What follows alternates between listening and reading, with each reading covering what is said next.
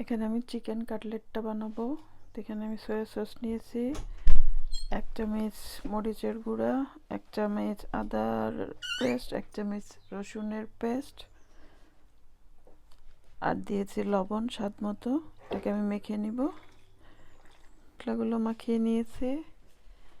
আর এখানে ময়দা নিয়েছি, এর মধ্যে দিয়েছি গোলমরিচ, কিছুটা লাল মরিচের গুঁড়া, তারপর কিছুটা ব্ল্যাক পেপার আর কিছুটা লবণ দিয়ে মেখে নিয়েছি।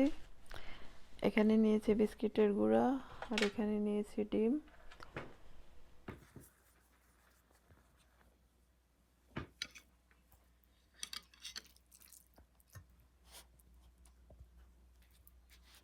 এটাকে আমি এখন একটা একটা করে তেলের মধ্যে দিব।